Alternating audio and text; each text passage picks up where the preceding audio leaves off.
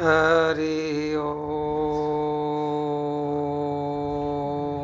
सहना भवतु सहनौ भुनक्तु सह वीर्यं क्रवावहे तेजस्विनावधीतमस्तु मा विद्विषावहे। बोल सच्चिदानंद भगवान की जय हो।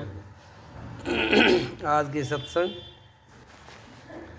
संत समागम पुस्तक से है। प्रथम भाग परम पूज्य स्वामी शरणानंद जी महाराज के विचार है। किसी भगत ने बात पूछी है कि गुरुदेव सदाचार क्या है।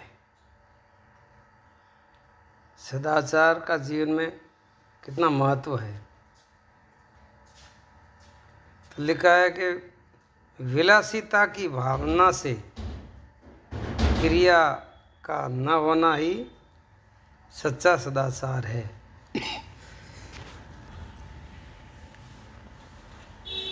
विलासिता का भाव बिल्कुल भीतर न हो और जो क्रिया होती है वो फिर सदाचार ही होती है।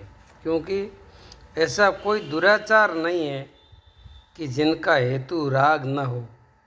राग के कारण किया जाता, राग के कारण जितना भी कर्म क्रिया किया जाता है वो सदाचार नहीं हो सकता। राग और विलासिता बीज और वृक्ष की तरह है।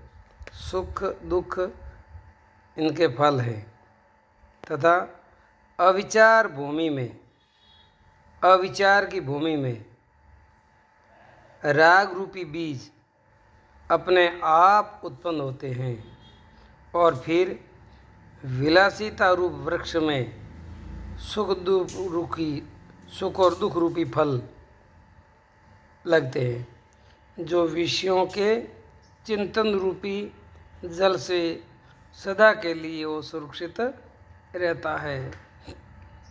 कहने का मतलब, जब तक अपने शरीर के ऐश आराम के लिए, शरीर की सुविधा के लिए, शरीर को सुख देने के लिए कुछ भी कार्य करते वो सदाचार नहीं हो सकता।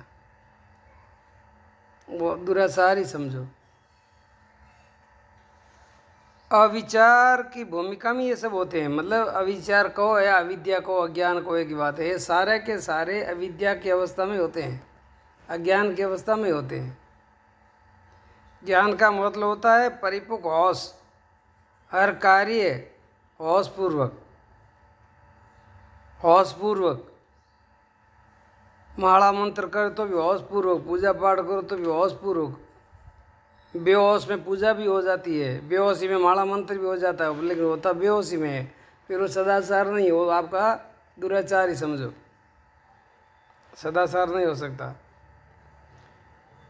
अविचार को विचार से मिटाकर वैराग्य रूपी बीज को उत्पन्न करके त्याग रूपी वृक्ष से, त्याग रूपी वृक्ष को लगाना है, त्याग का वृक्ष लगाना है और त्याग के वृक्ष के ऊपर ही परम आनंद का फल लगता है।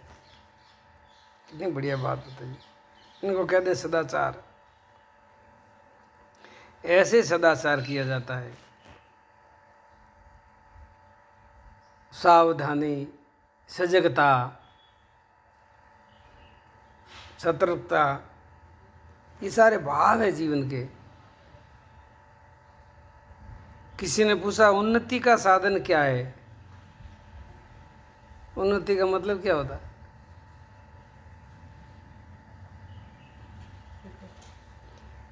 शारीरिक उन्नति के लिए सदाचार परम आवश्यक है। आत्मिक उन्नति के लिए त्याग परम आवश्यक है। ये दो वस्तु है।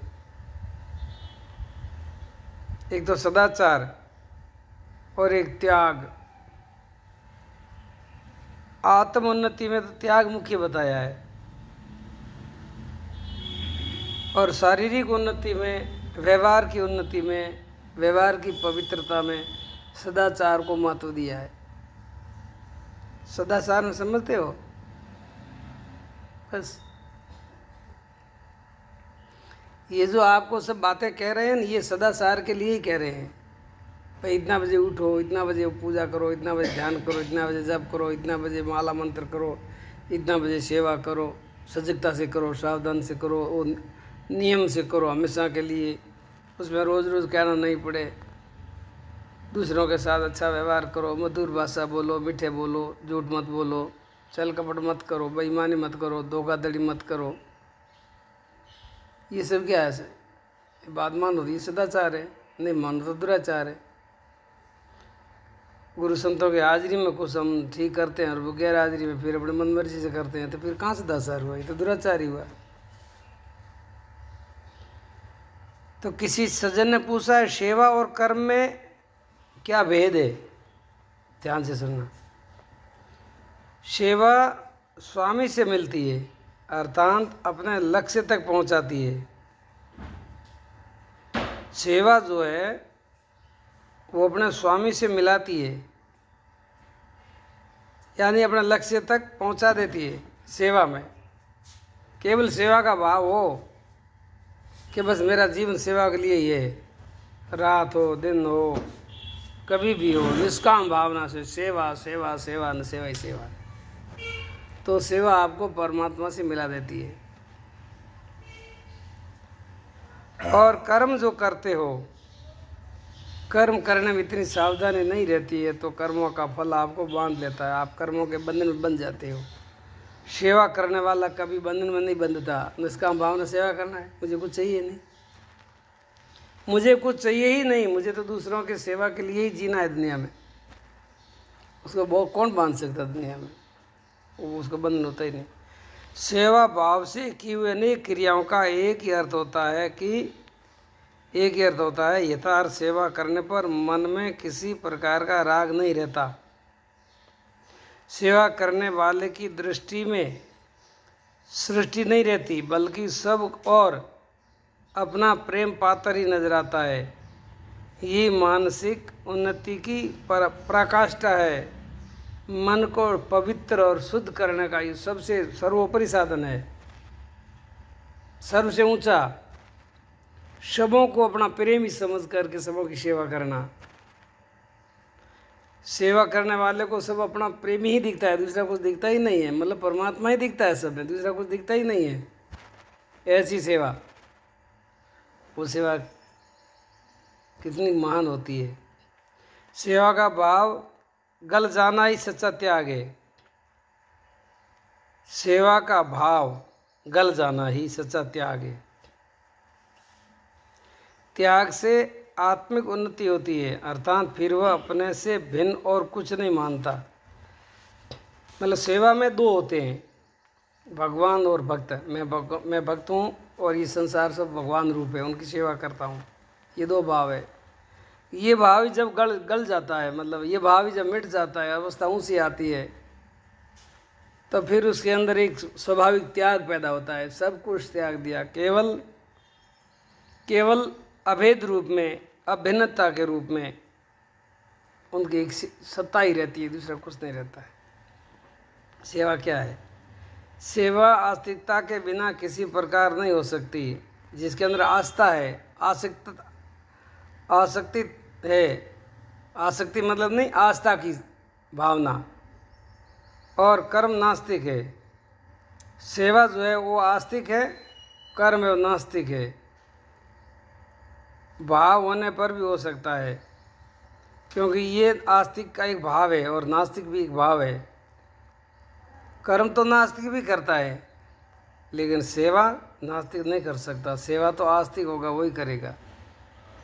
कर्म तो नास्तिक भी कर लेता है। आस्तिक नास्तिक भाव क्या है समझना। संसार से परे, संसार के अलावा कुछ है ही नहीं, ऐसा जिनका भाव है उनको नास्तिक कहते हैं। और संसार से परे और कुछ है, अनंत है, सत्य है, आधार तत्व है, सर्वोपरि है, सबसे परे हैं, और उसमें आस्था रखना, उसमें विश्वास रखना, ये आस्तिकता का भाव है। ऐसा आस्तिक जीवन में सफल होता है, श्रेष्ठ होता है। और नास्तिक तो जीवन को बर्बाद करता है, उनको तो कुछ पता ही नहीं है। वो भौतिकवाद में जीता है। खादो जो को मीठो नागलो वो गणदिठो, वो नास्तिक है। लेकिन कर्मों की कमाई जन्म जन्म तक जीव के साथ में रहती है। इसलिए अच्छी कमाई करो, सदाचार में जियो, आस्थावान बनो, जीवन की उन्नति करो, जीवन में सेवा का मुख्य कर्तव्य समझो, सेवा का मुख्य अपना जीवन समझो, और जीवन में जो कुछ लाभ लेना इसी जीवन में अभी ले लो। ये समय जाने के बाद में कुछ नहीं होगा। बोलिए सच्चिदानंद भगवान की जय हो।